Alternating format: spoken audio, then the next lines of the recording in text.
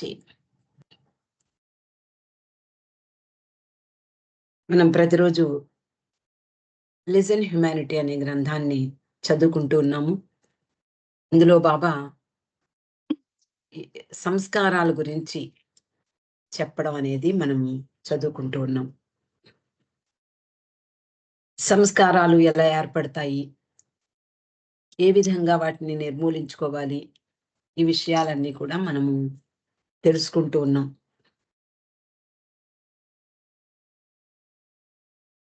మనం చేసే ప్రతి చర్య లేక కర్మ ఇవన్నీ కూడా సంస్కారాన్ని సృష్టిస్తాయి. అది ముఖ్యమైనదేనా కావచ్చు, లేదా ముఖ్యమైనది కాకపోవచ్చు కూడా. మనం ఇష్టంతో చేయవచ్చు, ఇష్టం లేకుండా చేసినా కూడా, ఏం చేసినా కళ్ళు ఒక దృశ్యాన్ని చూస్తే దానికి సంబంధించిన సంస్కారాలు మనకి మన మనసులో ముద్రింపబడతాయి. అలాగే ఏ పని చేసినా మనకి ఆ సంస్కారాలనేవి తప్పనిసరిగా అవి మనసులో ముద్రింపబడతాయి. అయితే మరి ఈ సంస్కారాల్ని ఏ విధంగా రూపుమాపాలి?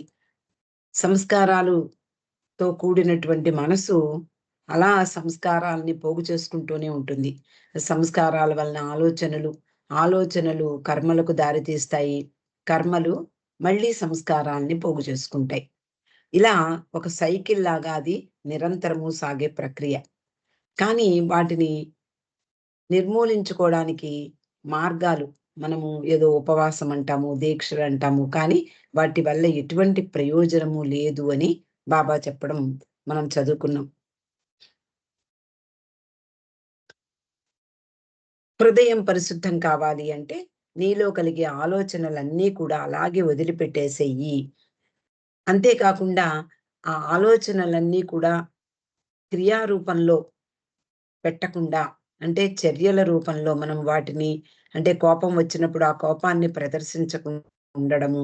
అలాగే ఏదైనా కోరికలు ఉద్భవించినప్పుడు ఆ కోరికలను తీర్చుకోకుండా, అంటే మనసును అరికట్టుకుంటూ, నిగ్రహించుకుంటూ ఉండడము. ఇలాంటివన్నీ కూడా హృదయ పరిశుద్ధతకు దారితీస్తాయి.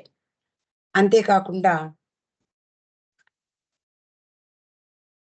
బాబా చెప్పారు, ఈ సంస్కారాలను శాశ్వతంగా నాశనం చెయ్యగలది ఏమిటి అంటే దివ్య ప్రేమాగ్ని.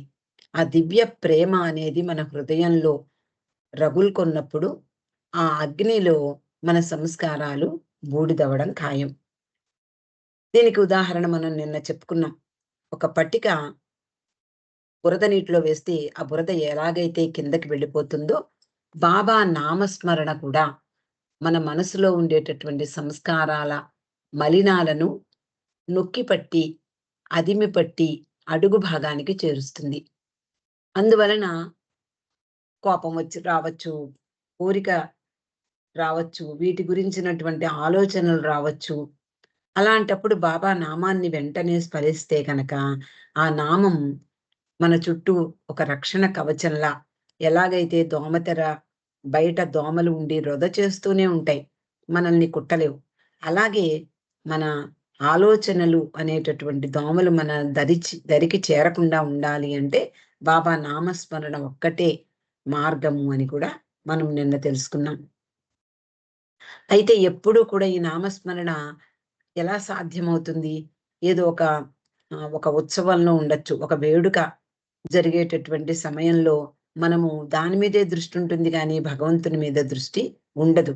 కానీ మనసు అంటే మనసు ఈ ఉత్సవంలో పాల్గొన్న హృదయంలో నా నామాన్ని స్మరించు అంటున్నారు బాబా.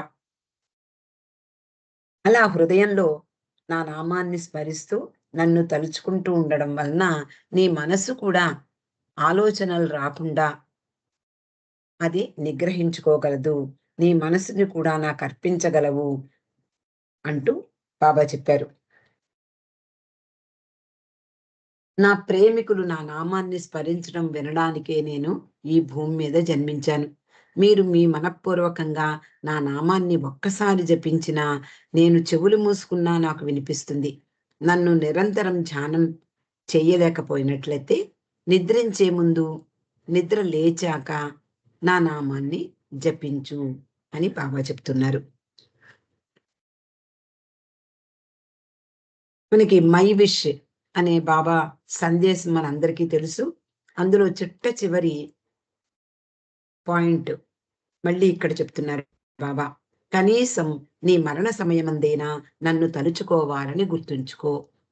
మనం మరణం ఎప్పుడో ఆసన్నమవుతుందో మనకెవ్వరికీ తెలీదు. కానీ ఆ మరణ సమయంలో బాబా నామాన్ని ఉచ్చరించుకోవడం అలవాటు చేసుకుంటే, అంటే మరణ సమయంలో గుర్తుంచుకోవాలి అంటే బాబా నామాన్ని నిరంతరము జపించుకోవాలి. అప్పుడు నన్ను తప్పక చేరుకుంటావు అంటున్నారు. కానీ ఈ నిమిషం నుండి నన్ను స్మరించడం ప్రారంభించకపోతే నీ చివరి క్షణంలో నన్ను ఏ విధంగా గుర్తుంచుకుంటావు? కాబట్టి అది అలవాటు చేసుకో. మన మనసుకి దాన్ని అలవాటుగా మార్చుకున్నట్లయితే తప్పనిసరిగా ఆ క్షణంలో, చివరి క్షణంలో ఎటువంటి చివరి క్షణం లభిస్తుందో ఎవ్వరికీ తెలీదు. ఆ సమయంలో మనకి బాబా నామం ఎలాంటి పరిస్థితుల్లో ఉన్నా బాబా నామం గుర్తుంచుకోవాలి అంటే ఇప్పటి నుండి నిరంతరము నా నామాన్ని స్మరించు అని బాబా చెప్తున్నారు. ఇంకా బాబా అంటున్నారు, బొంబాయిలో కమ్ము బాబా అనే సాధువు ఉన్నాడు. అతన్ని అనేక మంది పూజిస్తారు. అతడు ఈ మధ్య నాకు ఒక కబురు పంపాడు. తాను తన బాధ్యతలను విడిచి నన్ను చేరిపోతానని చెప్పాడు. చివరి క్షణంలో నన్ను స్మరించవలసిందిగా అతనికి కూడా నేను సలహా ఇచ్చాను. కమ్ము బాబా అనే సాధువు బాబాకు అత్యంత ఇష్టమైన సాధువుల్లో ఒకడు. ఆయన బొంబాయిలో ఉండేవాడు. బహుశా ఆయన్ని బాబా నేరుగా కలిసినట్లుగా నాకైతే తెలీదు. రాజ్‌మహల్‌లో నాకైతే కనిపించలేదు. ఈ కమ్ము బాబా దగ్గరికి చాలా మందిని పంపించేవారు బాబా. అలాగే హ్మ్, ఇరుచిని గూడా ఒకసారి పంపించారు. ఒకసారి వీళ్ళ ద్వారా అతడు బాబాకి కబురు పంపాడు. బాబా ఇంక ఈ దేహాన్ని చాలించి నీలో చేరిపోదాము అనుకుంటున్నాను అని బాబాని శరణు వేడాడు. అప్పుడు చివరి క్షణంలో నా నామాన్ని స్మరిస్తే నా దగ్గరికి వచ్చేస్తావు అని చెప్పి ఆయనకి కూడా బాబా సలహా ఇచ్చారు. అలాగే బాబా అంటున్నారు, నోజర్ నన్ను తన మరణ సమయంలో స్మరించి నన్ను చేరుకున్నాడు. మనం ఇంతకు ముందు చెప్పుకున్నాం. నోజర్ అనే ఒక చిన్న యువకుడు. అతడు అప్పుడే ఉద్యోగంలో చేరాడు. పైలట్ ఆఫీసర్‌గా ట్రైనింగ్ అవుతున్నాడు. అటువంటి సమయంలో బాబాను దర్శించి తను నిజానికి అతని కుటుంబానికి అతడే ఆధారం కూడా. అతడే సొమ్ము పంపించేవాడు. అలాగే బాబాకు కూడా సొమ్ము పంపించాడు. మనం ఇంతకు ముందే చదువుకున్నాం. ఒక రూ. 1000 ఆయన ఇచ్చాడు బీదల కార్యక్రమం కోసమని బాబా చెప్పారు. అలా అతడు ఉద్యోగానికి వెళ్ళే ముందు బాబా సతారాలో ఉండగా కలిసినప్పుడు నా నామాన్ని స్మరించి నువ్వు డ్యూటీ మొదలుపెట్టు అని బాబా చెప్పడం జరిగింది. అలాగే బాబా నామంతో ఆయన డ్యూటీ మొదలుపెట్టడము, ఆ రోజు ఆహ్, ఆ విమానం ఆహ్, హుసేన్ సాగర్‌లో కూలిపోవడం జరిగింది. అందువలన మరణ సమయంలో అతడు నన్ను స్మరించాడు కాబట్టి నన్ను చేరుకున్నాడు. అలాగే నా సోదరుడు జంషెడ్ విషయం కూడా మనకందరికీ తెలుసు. మొదలగు వారు మరణ సమయంలో నన్ను తలుచుకుని నన్ను చేరుకున్నారు. భౌతికంగా ధీరత్వం ఉన్నవారే నా దరికి వస్తారు. చివరకు మృత్యువే వారికి లొంగిపోతుంది అంటున్నారు. అంటే భగవన్నామ స్మరణలో ఉండేటటువంటి ఆ మహిమ, ఆ మహత్యం, ఆ అద్భుతం ఎలాంటిదో బాబా చెప్తున్నారు. ఇది కొత్త విషయం కాకపోయినా పురాణాల్లో కూడా ఇలాంటి సంఘటనలు అనేకం మనం చెప్పుకున్నాం. కానీ ఈ అవతార కాలంలో బాబా స్పష్టంగా మరణ సమయంలో మన ఆయన సోదరుడైనటువంటి జంషెడ్ కూడా చాలా చిన్న వయసులోనే మరణిస్తాడు. దానికి బాబా మండలి వారందరికీ కూడా అతడు నిజంగా మరణిస్తే సంతోషించవలసిన విషయమే. నన్ను నన్ను స్మరిస్తూ అతడు మరణించాడు కాబట్టి నన్ను చేరుకున్నాడు అని చాలా సార్లు చెప్పడం జరిగింది. అలా చాలామంది బాబాను చేరుకున్నారు. బాబా సన్నిధిలో మరణించడం కానీ, లేకపోతే బాబా నామంతో మరణించడం కానీ, అనేక మంది అనేక సంఘటనలు జరిగాయి. అలా సుదీర్ఘంగా అనేక విషయాలు చెప్పారు ఆ రోజు బాబా. ఆ తర్వాత కొంచెం సేపు ఆలోచనా నిమగ్నులై హాలు చివర గోడ మీద ఉన్నటువంటి గడియారం వైపు దృష్టి మరల్చారు. అప్పుడు సమయం 4:30 సాయంత్రం సూచిస్తోంది. చిన్న చిన్న అడ్డంకులు తప్ప ఆ రోజంతా బాబా ప్రవచనాలతో సాగిపోయింది. వేదాంత ధోరణిలో సాగిన ప్రసంగం చాలా సార్లు పక్కకు మళ్ళడంతో కొంత చిరాకు పడినా బాబా ఆ ప్రసంగాన్ని అందరి మనసుల్ని ఆకట్టుకునేలాగా చెప్పారు. తిరిగి బాబా ఇలా చెప్పసాగారు. మీరంతా ఈరోజు చాలా శ్రద్ధగా, ఓపికగా నా మాటలు విన్నారు. ఈ వారంలో నేను చెప్పాలనుకున్నదంతా కొద్ది మాటలతో పూర్తి చేసి ఈనాటి ప్రసంగాన్ని ముగించాలనుకుంటున్నాను. తర్వాత మనమంతా గోళీలాట ఆడుకోవచ్చు. భక్తి సంగీతం వినవచ్చు. వేరే పనులు కూడా చేసుకోవచ్చు. అవన్నీ ఈ ప్రసంగాలలా విసుగును కలిగించవు. ఆదేశ పత్రంలో వ్రాయించిన విషయాలన్నీ ఈ వారంలో చర్చించి ఆ పని పూర్తి చెయ్యాలని నా ఉద్దేశం. ఈ రోజు ప్రసంగం విన్న మీరందరూ బాగా అలసిపోయారు కనుక ఈ రోజు నేను 5 గంటలకే మెహరాజాద్ వెళ్ళిపోతాను అన్నారు. సడన్ గా అలా బాబా ప్రకటించేటప్పటికి నేను ఒక అరగంటలో మళ్ళీ నేను వెళ్ళిపోతాను అనగానే సభికులందరూ కూడా వద్దు వద్దు వద్దు అంటూ నో నో నో అంటూ ఆ గట్టిగా కేకలు వేశారు. అంటే వాళ్ళందరూ అప్రయత్నంగా వాళ్ళ నోటి వెంట వచ్చాయి. అంటే బాబా సాన్నిధ్యం అంతటి హ్మ్. ఆ సన్నిధిలో ఆయన సన్నిధిలో ఉండడం అనేది ఎంతో పూర్వజన్మ సుకృతం. అలాంటి సమయం ఎంతైనా కూడా వాళ్ళకి ఎవరికైనా సరే అది చిన్నదే అవుతుంది. కాబట్టి వద్దు, వద్దు అనే కేకలు అప్రయత్నంగా వినవచ్చాయి. బాబా చిరునవ్వుతో సరే మీ కోరిక ఎందుకు కాదనాలి? అంటే వద్దు అన్నారు కదా! ఇప్పుడు 5 గంటలకి వెళ్ళడం వద్దు అన్నారు. అయితే మీ కోరిక నేనెందుకు కాదనాలి? 5 గంటలకు వెళ్ళను. కానీ ఇప్పుడే వెళ్ళిపోతాను అన్నారు. బాబా మాటలకు అందరూ నొచ్చుకున్నారు. నిజమే అయ్యో! వద్దు, వద్దు అంటే 5 గంటలకి వెళ్ళొద్దన్నాము. ఇంకా ఉండమని వాళ్ళ ఉద్దేశం. కానీ బాబా చమత్కారంగా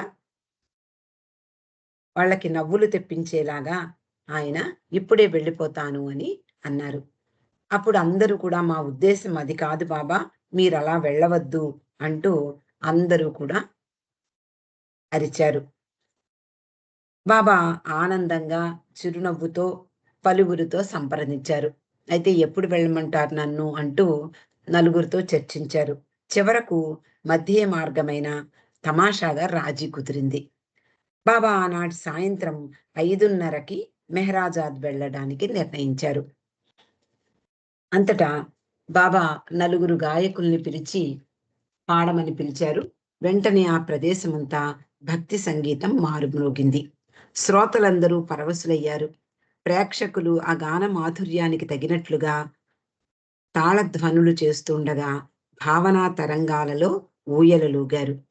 బాబా అంతకు ముందు ఇచ్చిన చక్కని ప్రవచనం, తర్వాత హాస్య వల్లరి చేకూర్చిన ఆనందకర వాతావరణంతో ఈ సంగీత కార్యక్రమం మరింత ఉత్సాహంగా ప్రారంభమైంది. సాయంత్రం 5 గంటలకు బాబా తన కుర్చీలో నుండి లేచి వంటశాలను, సహవాసీయుల పడక గదులను పరిశీలించారు. అప్పుడప్పుడు ఎవరితో ఒకరితో చిన్న పిల్లవానిలా తగూలు పడుతూ ఉన్నారు. మూతి ముడుచుకున్న ప్రేమికుని తన కుడి చేతి వేళ్లు మడచి పొడుస్తూ గమ్మత్తుగా తమాషా చేస్తున్నారు. ఆ వ్యక్తి కదలకపోవడంతో చిన్నగా ముందుకు లాగుతూ వెనక్కు తోస్తూ ఇరువురు ఒకరిపైన ఒకరు పడబోయారు కూడా. సరిగ్గా 5:30లకు బాబా మండలి వారితో కలిసి నీలిరంగు కారులో మెహరాజాద్ పయనమయ్యారు. అలా ఆ రోజు ముగిసింది. అంటే ఎక్కువగా ఈ సంస్కారాల గురించి ప్రసంగించారు. ఆ తర్వాత సంగీత కార్యక్రమం. అంతకు ముందే బాబా కాలి వేలును వర్ణిస్తూ సంగీత కార్యక్రమం కూడా జరిగింది. తర్వాతి అధ్యాయం బీదవారి పాదాలను కడుగుట. ఈ సహవాసం మొదట్లోనే బాబా చెప్పారు. 4 వారాలు అంటే భాషా ప్రాంతాల వారీగా ఒక్కొక్క ప్రాంతం వాళ్ళని ఒక్కొక్క వారం రోజులు తన సహవాస భాగ్యాన్ని వాళ్ళందరికీ ప్రసాదించారు. ఆ వారంలో ఒక రోజు బీదల కార్యక్రమం ఉంటుంది. బీదలను రప్పించి వాళ్ళ కాళ్ళను అంటే వాళ్ళ పాదాలను కడగడం. అలాగే అనేక అంటే ఆ వారం షెడ్యూల్ అంతా కూడా బాబా ముందరే చెప్పి పెడతారు. ఆ రోజు అంటే ఆ వారంలో బీదవారి పాదాలు కడగడం అనేది ఆ రోజు జరగబోతోంది. ఆనాడు తెల్లవారుతోంది. వాతావరణం బాగా చల్లగా ఉంది. ఆ చలికి వణుకుతూ పెంట, పెంట అనేటటువంటి ఒక సర్వెంట్ పండ్లు, ఈ ఫారినర్స్ కోసం కోడిగుడ్లు, అలాగే సీరియల్ ఇవన్నీ తయారు చేస్తూ ఉన్నాడు. ఇంతకు ముందే వర్షం పడింది. ఈ పెంట బాగా కప్పుకుని వెనక వైపు తొందరగా శుభ్రం చెయ్యాలి అని త్వరపడుతున్నాడు. ఆ రోజు సహవాస కార్యక్రమంలో పాల్గొనేందుకు అక్కడికి 2 అతిథులు రాబోతున్నారు. వారిని సకాలంలో అక్కడికి తీసుకురావాలనే ఆతృత వాళ్ళల్లో కనిపిస్తోంది. ఆనాటి ఉదయం బాబా నిరుపేదల కాళ్ళు కడగవలసి ఉంది. మొత్తం సహవాసీయుల సంఖ్య అంటే ఆ వారంలో సహవాసీయుల సంఖ్య 250. ఒక్కొక్క సభ్యునికి ఒక్కొక్కరి వంతున మొత్తం 250 మంది బీదలకు సేవ చెయ్యాలి బాబా. దానికోసం బాబా సిద్ధమవుతున్నారు. అంతేకాదు బాబా అక్షర ఫలకం ద్వారా భగవద్వచనం వ్రాయించబడిన విధానం చలనచిత్రంగా రూపొందించబడుతోంది. ఆ హడావిడి కూడా కనిపిస్తోంది. ఆ చిత్రాన్ని అమెరికాలో టీవీలో ప్రదర్శించనున్నారు. ఆనాటి మధ్యాహ్నం మెహ్రాబాదు కొండ మీద ఒక అమెరికా బాబా ప్రేమికురాలి అస్థికలు పూడ్చిపెట్టే కార్యక్రమం కూడా ఉంది. తర్వాత సహవాసీయులకు బాబా తన భావి సమాధిని, అక్కడ ఉన్నటువంటి ఇతర కట్టడాలను చూపించే కార్యక్రమం కూడా జరగబోతోంది. వంట కొరకు అక్కడ ఉండేటటువంటి వంట మొదలుపెట్టారు అందరూ కూడా. అక్కడ వంట వాళ్ళందరూ కూడా ఒక వ్యక్తి, ఒక స్త్రీ మషాలా నూరుతూ, గిన్నెలు తోముతూ 4 రోజుల నుండి అక్కడే ఉండిపోయిందట. అంతలో అతిథులు రావడం ఆమె గమనించింది. ఇదంతా కూడా డాన్ స్టీవెన్స్ అక్కడ వాతావరణం అంతా కూడా ఉదయం ఎలా తెల్లవారింది, ఏ విధంగా చలి చలిగా ఉంది, ఇవన్నీ కూడా కళ్ళకు కట్టినట్లుగా వర్ణిస్తున్నాడు. కొండ కింద సహవాస గృహాల నుండి అప్పుడప్పుడు కేకలు, కేరింతలు, నవ్వులు పైకి వినిపిస్తూ ఉన్నాయి.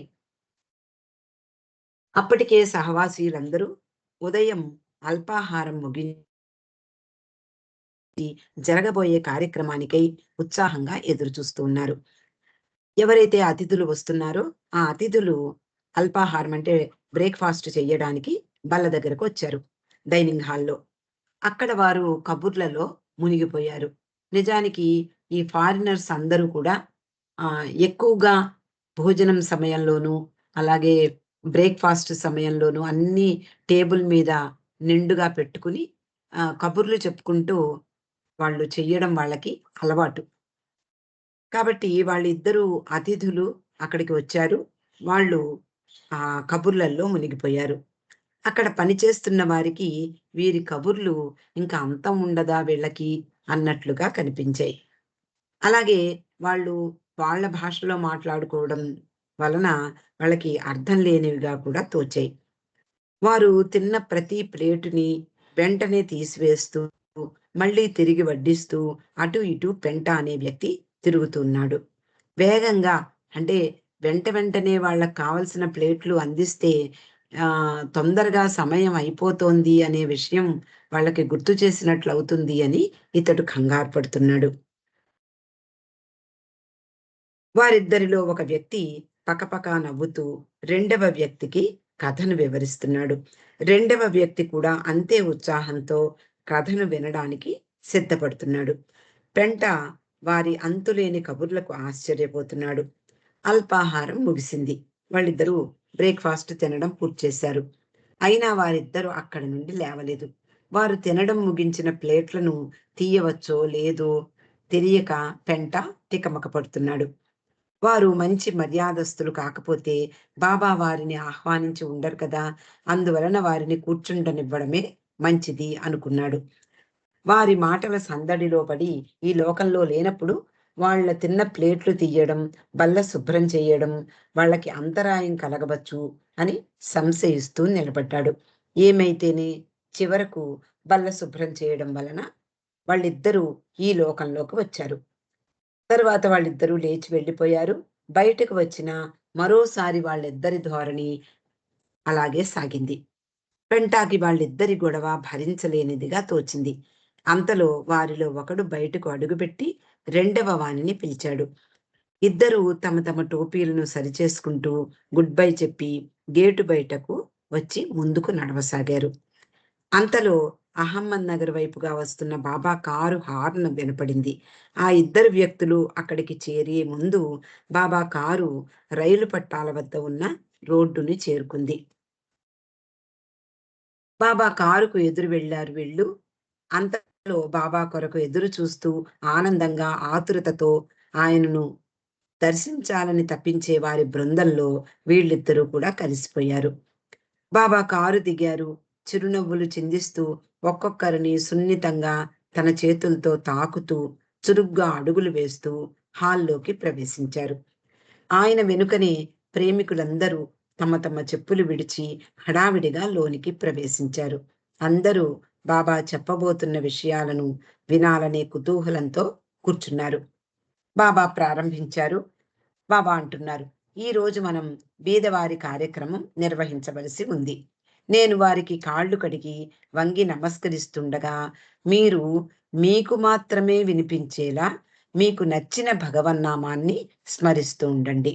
మీకు అలవాటైన నామాన్ని ఈ కార్యక్రమం ముగిసే వరకు స్మరించండి. ఆ నామాన్ని నిజాయితీగా, మనఃపూర్వకంగా జపించండి.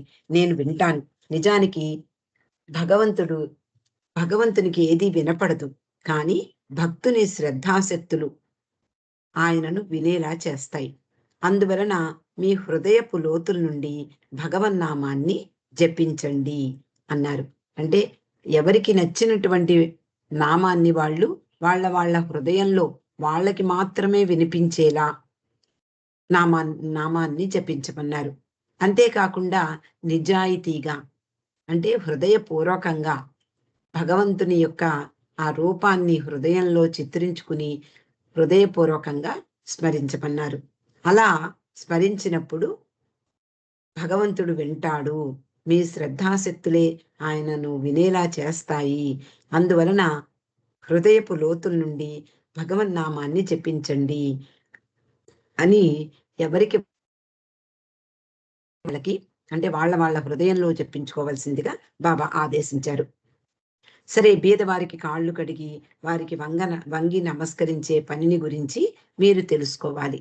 బాబా ఈ బీదల కార్యక్రమం గురించి అక్కడికి వచ్చినటువంటి సహవాసీలందరికీ కూడా వివరంగా చెప్తున్నారు. అలా చేయడం ప్రదర్శన కొరకు కాదు. ముఖ్యంగా బాబా పని ఎప్పుడూ కూడా అది తర్వాతి తరాల వారికి ఆయన చేసినటువంటి పని యొక్క ఫలితం వస్తుందే కానీ, ఆయన మాత్రం ప్రదర్శించడానికి మాత్రం చేసేవారు కాదు. అదే విషయాన్ని బాబా చెప్తున్నారు. అందరి కోసము 10 మంది మీరందరూ కూడా వచ్చారు కదా! నేను వాళ్ళ కార్యక్రమం చేయడం మీరందరూ చూస్తారు కదా! అని నా ఉద్దేశం కాదు. లేదా ఫిల్మ్ తీస్తారనే ఉద్దేశం కూడా కాదు. వినయమా అంటే వాళ్ళందరికీ కూడా వినయంతో నేను నమస్కరిస్తున్నానా? అది కూడా కాదు. మానవాళి పట్ల నాకు గల ప్రేమతో ఇది ఆచరిస్తున్నాను. దీనికి కారణం ఏమిటి అంటే మానవాళి పట్ల నాకు గల ప్రేమ. ఈ రోజు వస్తున్న బీదవారు ఆరంగాం గ్రామానికి చెందినవారు.